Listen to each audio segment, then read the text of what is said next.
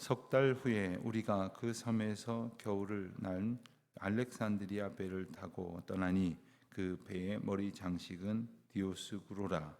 수라구사에 대고 사흘을 있다가 거기서 둘러가서 레기온에 이르러 하루를 지낸 후 남풍이 일어나므로 이튿날 보디올에 이르러 거기서 형제들을 만나 그들의 청함을 받아 이레를 함께 머무르니라.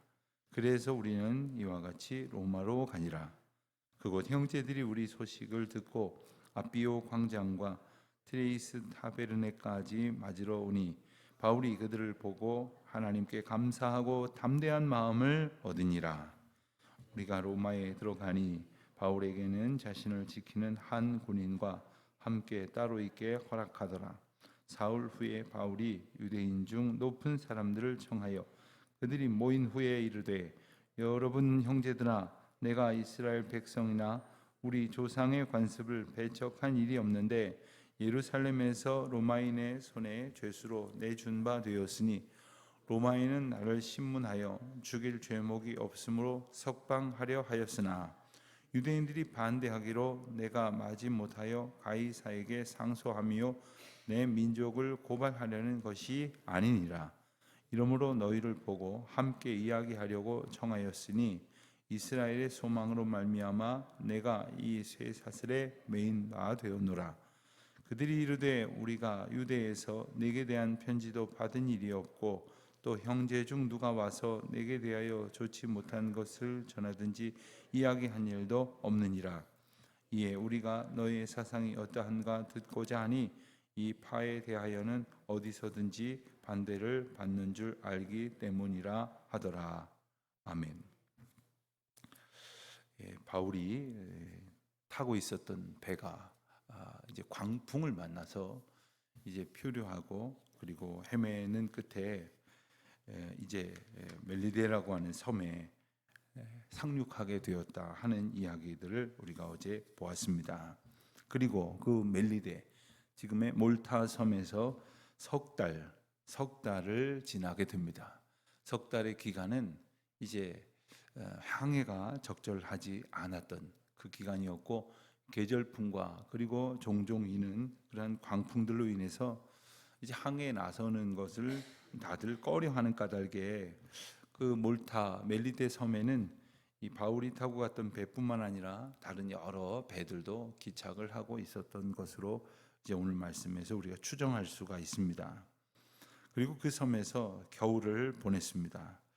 앞서 미항을 출발하던 때가 대속죄일이 지난 후 얼마 뒤였다라는 그러한 설명을 기초하고, 그리고 풍랑을 만났던 것을 약 14일경으로 본다면 양력으로 10월 말쯤에 멜리데 섬에 오게 되었을 것이고, 그렇다면 한 석 달이 지났으면 지금은 이제 1월 말쯤 되었을 때에 이제 멜리데 섬에서 다시 출발을 할 수 있게 되었다 하는 겁니다. 이제는 276명 다 타고 갈 수 있는 배가 아니라 이제는 사정상 더 있으려고 하는 그러한 상인들도 있을 것이고, 또 먼저 출발한 사람도 있을 것이기에 이제 또 다른 배, 알렉산드리아 선적의 배를 타고 떠나게 되었는데, 그 배의 장식은 디오스구로라. 이렇게 그 배가 가지고 있는 분위기, 그러니까 이제 로마 신화에 나오는 그러한 그 바다를 다스리고 그리고 배를 타고 나아갔을 때에 보호하는 어떤 자신들의 수호신이라고 여겼던 것을 장식으로 하고 있는 그런 배였다. 그런 이 분위기 속에 항해하는 사람들이 많이 있었겠죠. 지금도 보면 이 배를 타고 다니는 사람들이 아주 믿음이 좋거나 아니면 그 분위기 속에서 아주 우상이 많거나 하는 것이 일반적인 모습이라고 합니다.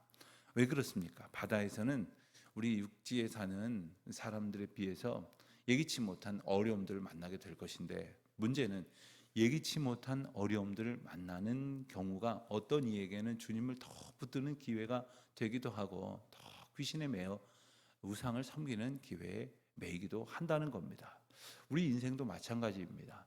우리가 위기라고 생각이 되어지는 시간들을 만났을 때 주님을 더 붙드는, 하나님께서 부르시고 인도하시는 은총의 날이요, 그리고 하나님께서 또한 새로운 은혜를 주시기 위한 때라고 하는 사실을 우리가 분명히 알아야 합니다.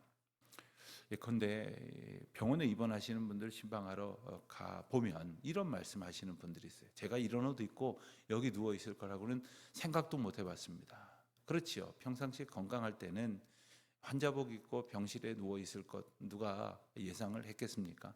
그런데 그 옷을 입고 그곳에 누워 있는 시간을 통해서만 주시는 하나님의 특별한 은혜가 있습니다.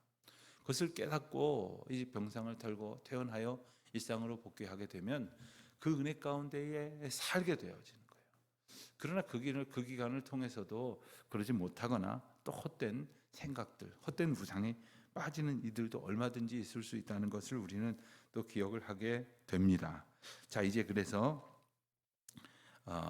멜리데를 떠난 배는 수라구사라고 하는 곳에 기착했다가 사흘을 있고 또 레기온이라고 하는 곳에 갔다가 하루를 지냈고, 그때의 남풍, 즉 이제 항해에 유리한 바람이 이제 불기 시작을 하니까 다시 이튿날 보디올까지 이르고, 보디올에 이르러서 14절에 보니까 형제들을 만났다는 이야기는 그곳에서 이제 예수 믿고 그리고 함께 같은 신앙을 가진 이들이 있었다는 것을 우리가 알게 됩니다. 그들이 바울을 직접 만난 적이 있거나 바울을 통하여 복음을 전해 들었거나 바울과 이전에 신앙생활을 했다고 말할 수는 없을 것 같습니다. 아마 그랬다면 별다른 또한 설명이 있을 법도 한데 그런 것은 없어 보입니다. 그래서 그들의 청함을 받아서 거기서 일주일 동안 머물면서 함께 교제하게 됩니다. 일주일 동안 무슨 이야기를 했을까요? 바울이 받은 하나님의 말씀, 그리고 바울이 여기에 기록하지 않았겠지만 그간 바울이 기회가 있을 때마다 간증한 예수님을 만난 이야기, 그리고 성령께서 그들 가운데 함께 하셔서 그 모든 전도 여행 속에서 역사하신 이야기를 그는 전했을 겁니다. 얼마나 기쁜 그러한 복음 전파와 또한 간증의 시간이 있었을까 하는 생각을 해보게 됩니다. 그리고 나서 이제 로마로 가게 되어지는 거죠. 그런데 15절에 보니까 그곳 형제들, 로마에 있는 형제들, 로마에도 이제 얼마나 많은 사람이 있는지는 추정하기는 어렵지만 복음을 듣고 그리고 형제처럼 이제 바울을 만날 만한 사람들이 있었음을 우리가 알게 됩니다. 로마에 그리스도인들이 있었는가 의문을 갖는데, 이 본문을 통해서 로마에 복음을 듣고 그리고 그 제국의 우상을 섬기고 황제마저도 우상처럼 섬기는 그러한 세계 당대의 최강의 그러한 성읍에 그 어지러운 복잡한 중에도 복음을 듣고 그 가운데에 살아가는 사람들이 있었음을 우리가 알게 되는데, 그들이 이제 바울이 온다는 소식을 듣고 맞으러 와서 그들을 영접하게 됩니다. 그런데 15절 말씀 보니까 뭐라고 기록되어 있습니까? 바울이 그들을 보고 하나님께 감사하고 담대한 마음을 얻으니라. 여러분, 이런 경험이 있으십니까? 두렵고 떨리는 마음이 있었는데 예기치 못한 가운데에 하나님의 사람을 만나게 됩니다. 하나님의 사람을 만나게 돼서 그 사람을 통해서 하나님의 위로를 얻고 하나님께서 주시는 용기를 얻게 된다. 여러분 혹시 이런 경험이 있으십니까? 오래전에 한 청년이 이제 회사에 출근을 하게 되는데 너무너무 마음이 힘들다는 거예요. 생전해보지 못한 그 직장 생활을 하게 돼서 너무 떨린다는 거예요. 첫 출근 날 교회에 와서 새벽기도 마치고 기도를 받고 그리고 이제 첫 출근을 하겠다. 그래서 함께 간절히 기도한 적이 있었습니다. 그런데 출근을 하고 보니까 자기 옆자리에 자기를 이제 이끌어야 할 그 사수라고 하죠. 그 리더가 있었는데 그 책상을 보니까 자기가 아주 은혜 받았던 신앙 서적이 딱 꼽혀 있더래요. 그래가지고 자연스럽게 선배님 저도 저 책의 이 구절에서 참 은혜를 받았습니다. 그랬더니 갑자기 두 사람이 쉬는 시간마다 밖에 나가서 1대1 성경 공부를 하게 되었다는 거예요. 여러분, 우리가 어느 곳에서 하나님의 사람들을 만났을 때 두려움이 물러날 수 있는 그런 기회를 또한 얻게 됩니다. 우리가 예수님께서 인도하시는 은혜를 경험하게 된다는 것은 바로 하나님이 우리와 함께 하심을 알게 하시는 것인데, 그 가장 중요한 하나님의 방편 중에 하나가 하나님의 사람들을 우리 곁에 붙여주시는 거예요. 공동체를 만나게 해주시는 것이고 공동체를 이루는 것입니다. 누군가 나와 함께 한 소망을 가지고 걸어가는 사람이 있다는 것. 여러분, 같은 마음을 가지고 가지 않으면 함께 갈 수가 없다는 것, 이것은 우리가 상식적으로 알 수 있는 거예요. 여러분, 함께 멍에를 매지 아니하고 어떻게 하나님께서 주시는 은혜의 길로 순종하며 나아갈 수 있겠습니까? 이것을 위해서 우리에게 공동체를 허락하여 주셨다는 것. 바울의 이 4차 전도 여행은 전도 여행이 아니라 로마로 가는 호송이었죠. 그런데 그 호송의 과정에서 계속 반복되는 내용이 뭐냐면 우리라는 말이었습니다. 누가가 함께 가고 있었고 아리스다고라고 하는 제자가 함께 가고 있었습니다. 때로는 오늘 본문에 보는 것처럼 방문하는 곳마다 그곳의 형제들이 함께 모여서 있었습니다. 오늘 말씀을 보면 로마에 가서 바울은 이제 집단 그 수감 시설에 머물지 아니하고 따로 있게 되었다 하는 이 말씀을 우리가 보게 됩니다. 이제 16절 이하의 말씀을 보면 따로 거하면서 한 로마 군인과 함께 있게 되었는데, 그곳에서 이제 지내면서 여러 부류의 사람들을 또 만나서 전도를 하게 됩니다.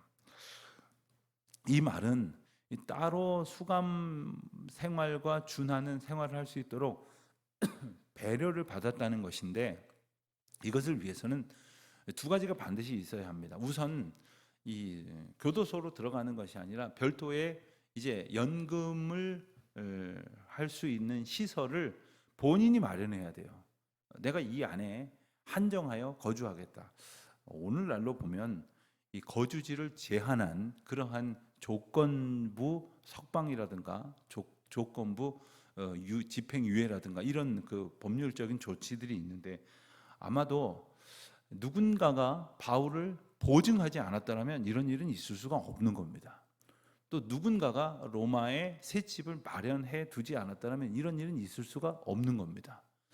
당시에 로마에다가 별도의 집을 얻는다고 하는 것은 아마도 비슷한 비유가 될런지 모르겠지만, 오늘날 뉴욕 한 복판에 살아갈 집을 하나 얻는 것과 다름이 없을 정도로 세계 최강의 제일 번성한 도시에, 그것도 변두리에 얻을 수는 없었을 거예요. 별도로 이렇게 관리가 되려면 적어도 로마의 통제권 안에 있어야 될 것이니, 로마 안에다가 누군가가 집을 마련해 놓고 누군가가 로마 당국에 보증을 하여서 바울이 그곳에 거주할 수 있었다. 그리고 바울이 그곳에서 갇혀 있으면서도 찾아오는 사람을 만나면서 복음을 전할 수 있었다. 그리고 그들에게 하나님의 말씀을 증거할 수 있었다 하는 것은 여러 사람의 도움이 없이는 이루어질 수 없다는 거예요. 즉 바울을 만나도록 하나님께서 예비하신 공동체가 없었더라면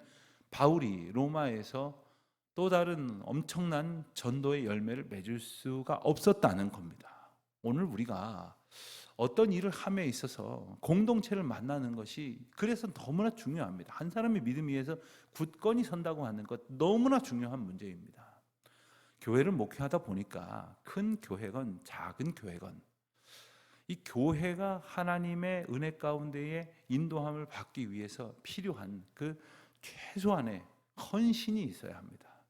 그 헌신이 없이 그저 누군가가 뚝 하면 되어질 일로, 그대로 다 이루어질 일로 그렇게 생각할 수 있는 그러한 모습이 결코 교회가 아닙니다. 하나님의 일은 하나님께서 하나님의 사람들을 통해서 이루시고 그들을 통하여 서로를 격려하고 위로하고 권면하게 하시면서 그들이 함께 하나님의 역사하심을 보고 그리고 은혜 가운데 용기를 얻게 된다는 거예요. 바울은 지금 그와 같은 사람을 만났다는 것이죠.